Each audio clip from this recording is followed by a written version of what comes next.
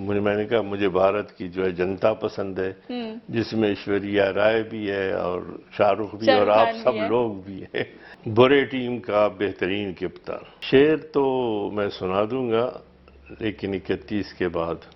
اس وقت ہمارے لیے ان کی سب سے اچھی بات یو ٹرن ہے۔ اگر ہمیں روکا گیا تو ہمارا دھرنا ہماری توقع سے زیادہ کامیاب ہوگا۔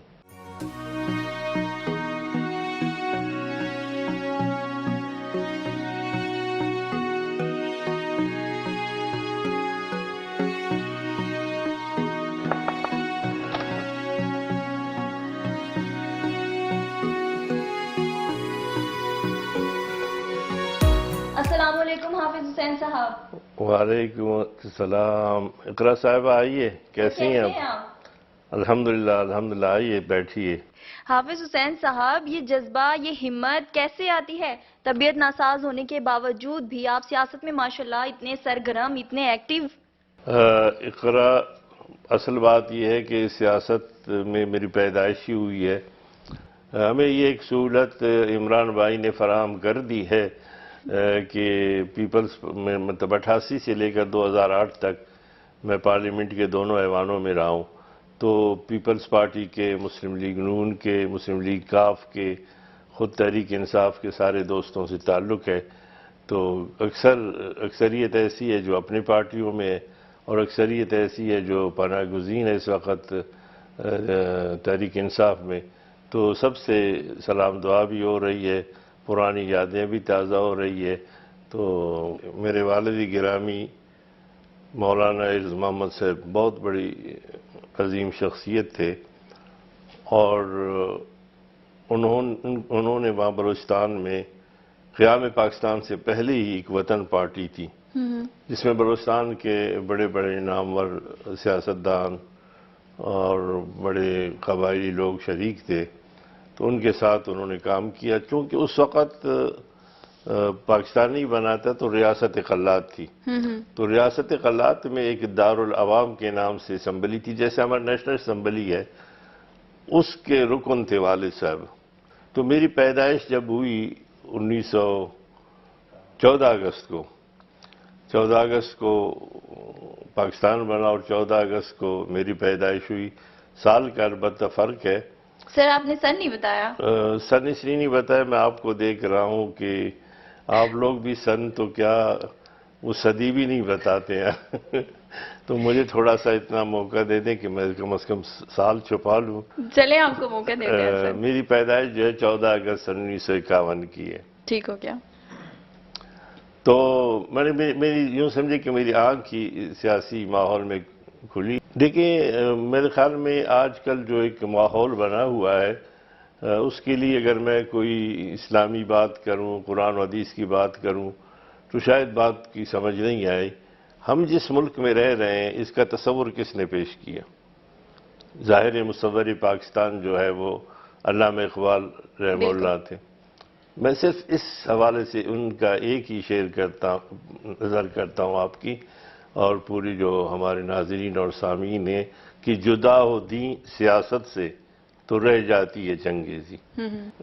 دیکھیے جی، میں سمجھتا ہوں کہ حسین کی پوری زندگی حسین رہی ہے، ہر لمحے اللہ کا میں نے شکر ادا کیا ہے، اور میں سمجھتا ہوں کہ میں اپنے آپ کو اس لیے خوش قسمت سمجھتا ہوں کہ پوری زندگی میں اپنے والد کا اکلوتا بیٹا تھا، اور اب تک اللہ نے ان کی دعاؤں سے، بزرگوں کی اور خصوصاً والد صاحب کی دعاؤں سے مجھے ہر وقت یہ سہولت حاصل ہے کہ جو بھی چیز کی ضرورت ہوتی ہے میں کہیں ہاتھ پھیلائے بغیر، اپنے اللہ سے بھی مانگے بغیر، صرف ذہن میں اور دل میں بھی اگر اس کی خواہش ہوتی ہے، میرے اللہ مجھے فوراً عطا کر دیتے ہیں، اور مجھے ہر خوشی الحمدللہ عطا ہوئی ہے، اور میں اس کے لیے اپنے رب کا مشکور ہوں، کسی فرد کا نہیں۔ کھانے میں تو میں کھانا ہی پسند کرتا ہوں۔ سر کھانے میں میں کھانا دیکھیں، پسند ہوتی ہے کچھ چیز۔ میرا جو مفہوم ہے جملے کا وہ آپ سمجھیں کہ کھانے میں کھانا پسند کرتا ہوں۔ کہیں کسی بھی کوئی بھی چیز سامنے آ جائے، میں یہ نہیں کہوں گا کہ یہ میں نہیں کھا سکتا یا ٹھیک نہیں ہے، کھانے میں کھانا ہی پسند کرتا ہوں. آپ انتظار کر رہی ہیں کہ حلوے کی بات کریں گی، لیکن میں زیادہ تر جو ہے سمجھتا ہوں کہ مجھے سب سے بہتر وہ ہے کہ بھوک کے وقت بر وقت جو بھی ملے گا میں کھا لیتا ہوں. دیکھیے حلوہ ہو چاہے جس چیز کا بھی ہو وہ مجھے پسند ہے اور ضرور ہم کھائیں گے. بچپن کیسا تھا سر، شرارتی یا معصوم؟ 67 سال کی عمر میں جو میری حالت ہے تو بچپن میں کیا بچپن میں ہوگا؟ کیسی ہوگی؟ یعنی بہت شرارتی رہے نہیں، آپ. یہ میں نہیں کہتا ہوں جی. اب میرے کچھ فالوور ہیں، میرے بیٹا بیٹھا ہوا ہے، میرے دوست بیٹھے ہوئے ہیں، آپ تشریف لائے ہیں، اس طرح تو نہ کریں نا. مجھے ایک بات یاد آتی ہے کہ بھاگتا تھا، جو کرتا تھا بھاگتا تھا، لیکن پھر بھی گھر میں آ کے مطلب جو کرتے تھے آپ چھپتے تھے پھر کرنے کے ہاں بعد؟ ظاہر ہے والدہ بے باہر تو نہیں ڈر نکل ہوتا سکتی. تھا. ہمارا جو ماحول ہے یا جس انداز میں گھر کی وہ چار دیوالی میں، لیکن ظاہر کھانا کھانے کے لیے کسی طور پر ہمیں آنا پڑتا تھا. تو جب ان کی گرفت میں ہم آ جاتے تو پھر خیر نہیں ہوتی تھی.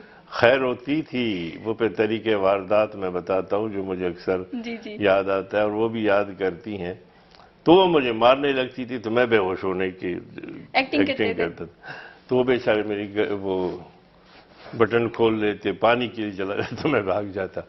اب آپ دیکھیے ماں کتنی رحم دل ہوتی ہے کہ ہر بار اور ہر دن اس قسم کے واردات میں کرتا رہتا، لیکن پھر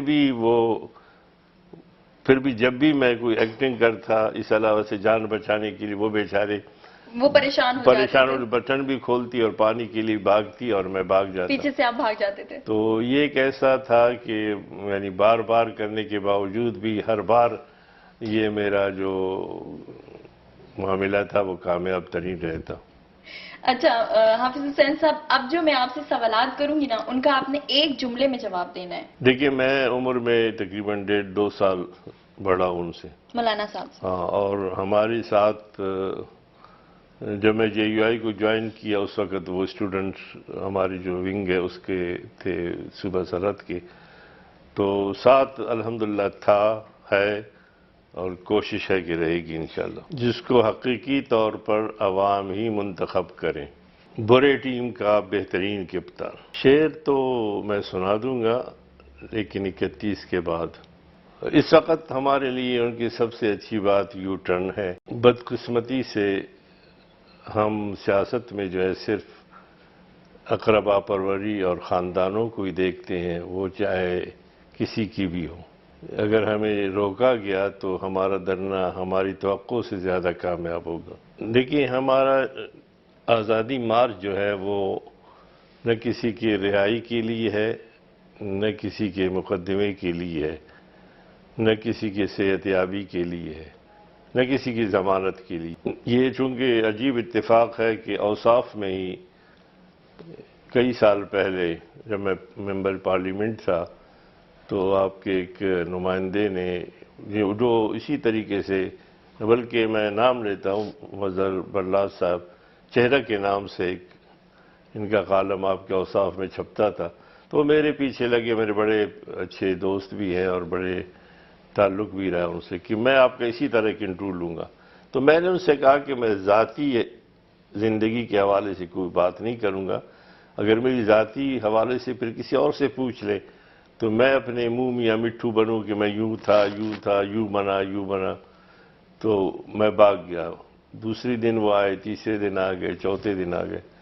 ایک دن وہ پہنچے اور پھر رات کو آئے، کہتے جی ابھی تو میں نے آپ کو چھوڑنا نہیں. تو میں نے کہا صبح انشاءاللہ فجر کے بعد. تو میرا خیال تھا 12-1 بجے یہ جائے گا، فجر کو کہاں اٹھے گا. لیکن جو ہی فجر پڑھ کے میں ابھی اٹھا ہی تھا تو اس نے بیل بجائی. میں نے کھولا تو کھڑا ہی ہے. اب میں پھنس گیا، میں اندر لے گیا اس کو. تو میں نے کہا جی ذرا ایک کپ چائے بنواتے ہیں. ہمارے ساتھ ایک خادم تھا تو اٹھایا اسے، وہ چائے بنانے لگا. تو یہ کمبل لے کر، کیونکہ رات بھر اس سویا نہیں تھا، کمبل لے کر وہاں لیٹ گیا. جب میں آیا تو خراٹے لے رہا تھا.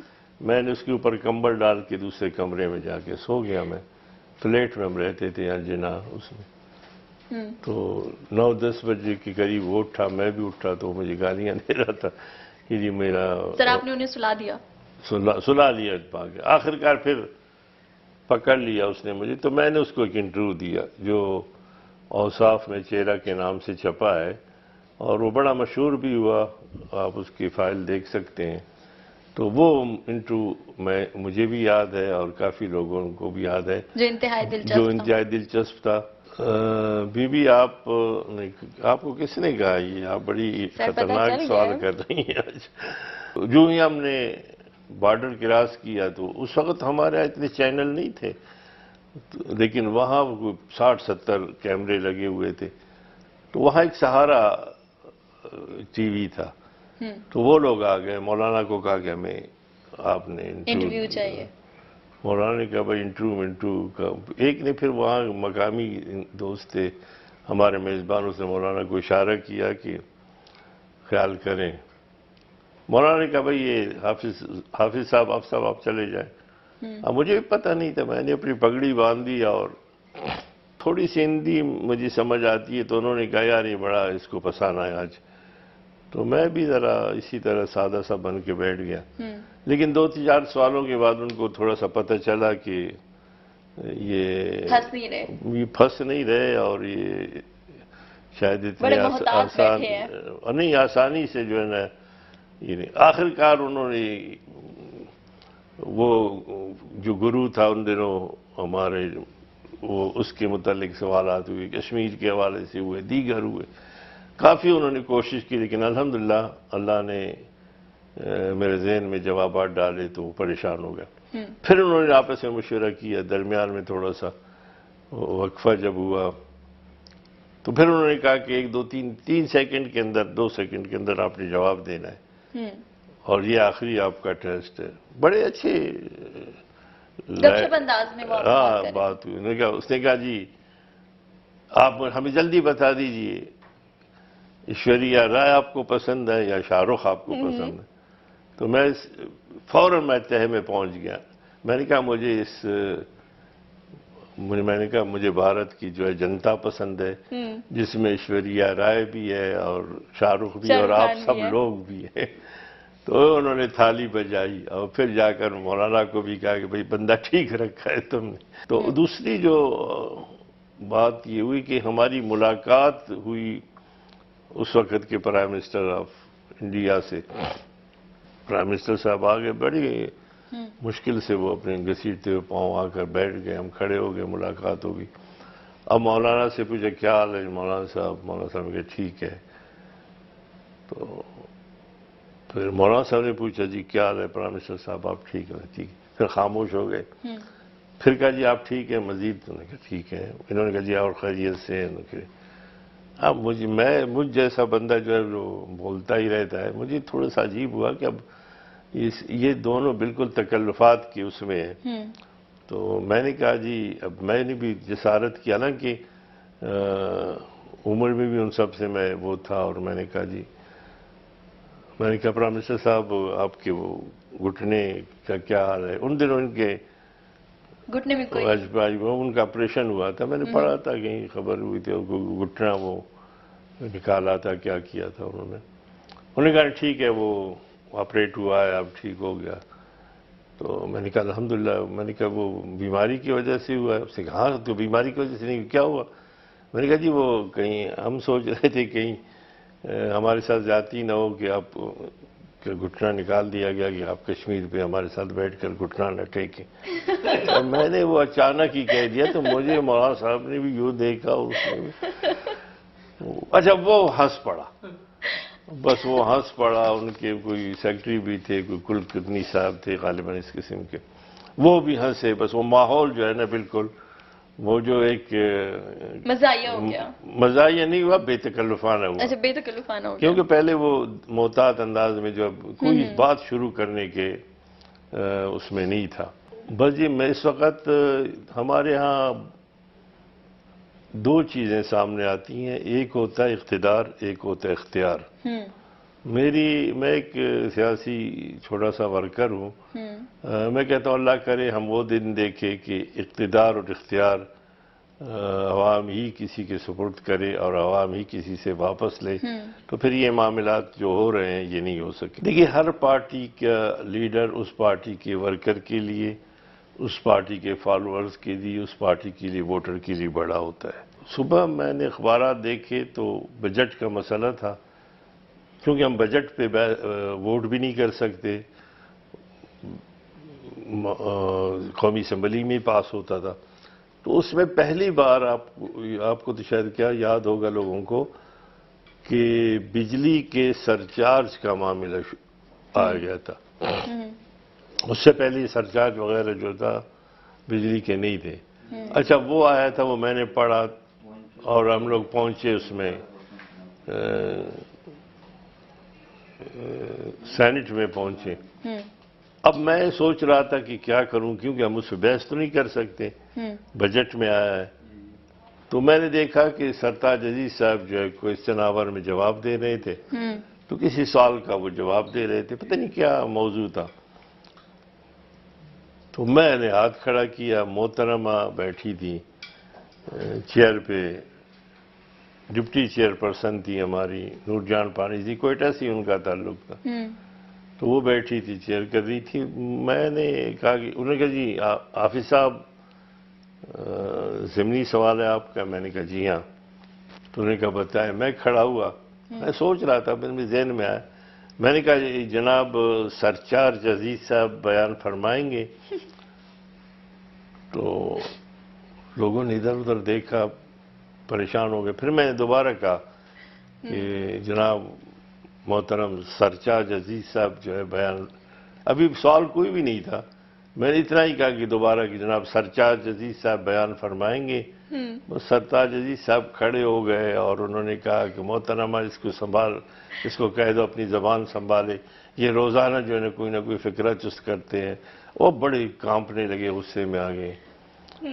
تو محترمہ نے مجھے کہا کہ آپ صاحب اس طرح نہ کریں، تو میں بڑی سادگی سے اٹھا، میں نے کہا جی مجھ سے کوئی غلطی ہو گئی۔